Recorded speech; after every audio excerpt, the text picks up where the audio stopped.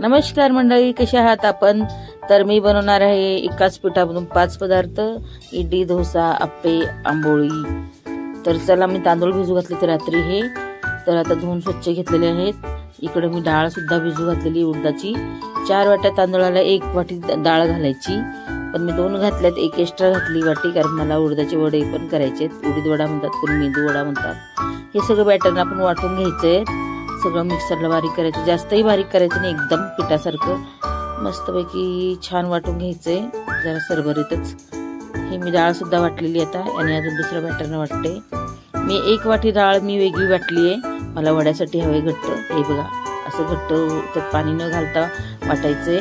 आणि 1 बॅटरनं की नाही तुम्ही पातळ हे करा, जेणेकरून ते इडलीच्या ह्याच्यात घालता येईल. तेव्हा ही पातळ वाटलं 1 डाळ, आणि ते आता मिक्स केले त्यामध्ये मिक्स करून.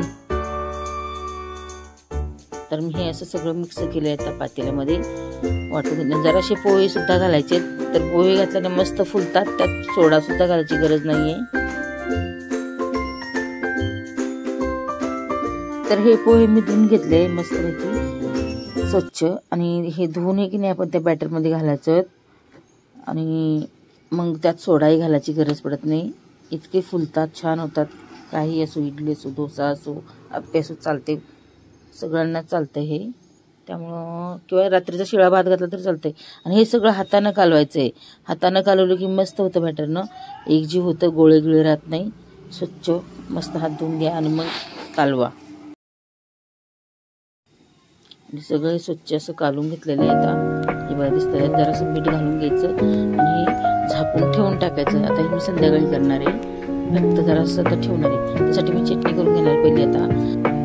त्यासाठी मी थोडंसं खोबरं घेतलंय, लसूण घेतलंय, आलं, मिरची, शेंगदाणे, तीळ, थोडे काजूचे तुकडे, हे सगळं बारीक करणार आहे. त्याआधी जराशी फुटाण्याची डाळ घालायची, त्याशिवाय ही चटणी छान लागत नाही. आणि त्यानंतर मी तडका द्यायचा. चटणी तयार होते. की बघा, मी वाटून घेतली चटणीचं. आता इकडे मी जरा तोपर्यंत डाळ जी घातली ती वड्यासाठी, ती जराशी चांगली झालेली. अर्धा तास सोडते. मीठ घालून चिरलेला कांदा घालायचा आहे, जराशी हिरवी मिरची घालायची आहे, आणि जिरं घालायचं. हे सगळं एकजीव करायचं आणि वडे थापायला घ्यायचे.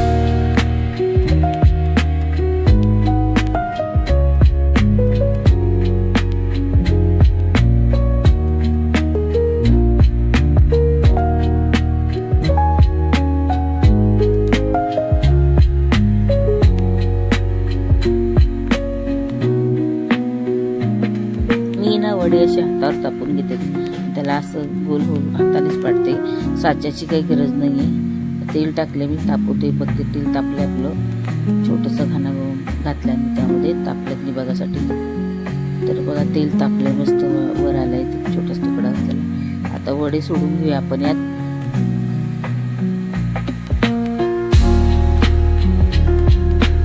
तसेच बाकीचे वडे पण सोडून घेतले मी त्यात एक करून.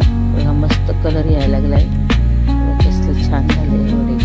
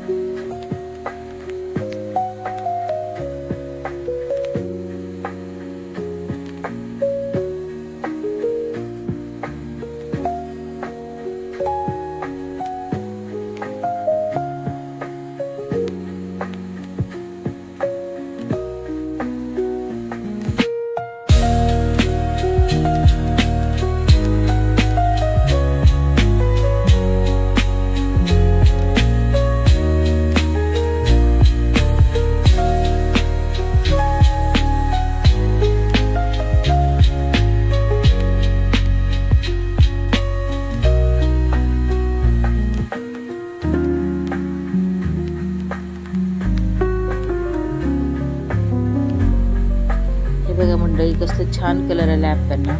छान झाले आप्पे, चटणी आणि सांबारी. या जेवायला सगळेजण. सुंदर झाले.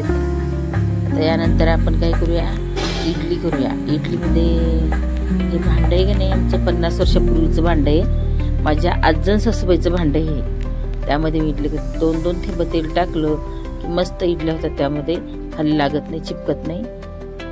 कापड टाकायची गरज नाही, त्या कापड टाकून करायच्या. पण मी असेच करते. मी जास्त काही साऊथ इंडियन नाही, मी मराठीच आहे. त्यामुळे जास्त मला साऊथ इंडियन डिशेस येत नाही. आमच्या सासूबाई तर साऊथ इंडियन आहे, पण त्यांनीच मला हे डिशेस शिकवल्या. तर मस्तपैकी इडल्याचं मी आता बॅटरनं घालून घेतले. इडली कुकर लावून घेते आणि आपण आता मी हे 15-20 मिनिटांसाठी ठेवणार आहे. तोपर्यंत मी इकडं भाजी करून घेते, बटाट्याची भाजी. त्यासाठी मी बटाटे उकडले, मस्त उकडलेत बटाटे, छान झाले. आपण आता ते सोलून घेऊया. गरम आहे, भाजतंय हाताला, खूप गरम आहे. असे बटाटे एक एक करून सोलून घ्यायचे आणि भाजी करून घ्यायची.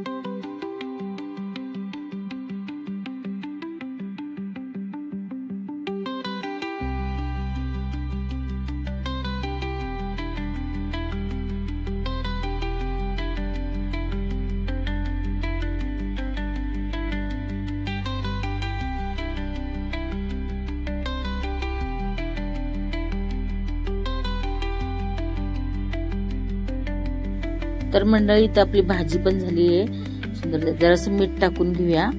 सुंदर झाली भाजी. कोथिंबीर महाग झाली, 50 रुपये पेंडी आहे, त्यामुळे मी काही कोथिंबीर टाकणार नाही मंडळी. तशीच करते बटाटा. आणि मिळाली पण नाहीये रात्रीची, कुठं मिळणार. तर आता आपण इकडे तोपर्यंत डोसे करून घ्यायचे. डोसे जरा जाडच ठेवावे लागतात, स्पंजी डोसा. त्यासाठी मी आता बॅटर टाकून घेतले, पसरवलं नाही, तेवढंच करून घेतलंय. त्यात जरासं वरनं लोणी नव्हतं म्हणून तूप घातलंय. छान बघा कसे झाले सांगा मला.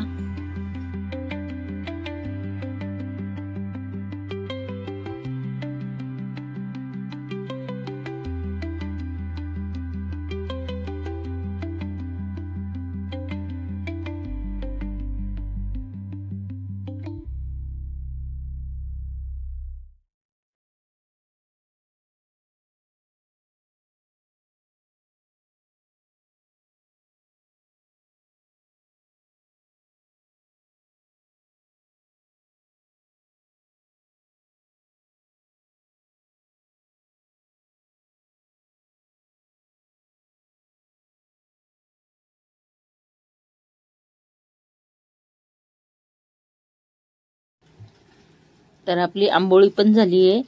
डोसे केले, आंबोळी केली, इडली केली, प्लस वडे केले, मेदू वडे, आप्पे केले. एवढे सगळे पदार्थ एका पिठामध्ये झालेत. त्यामुळे काही घाबरण्याचं कारण नाही. एक पीठ 4-5 प्रकार करू शकता तुम्ही. तेव्हा इडली किती सुंदर झाली माझी, मस्त फुलली आहे.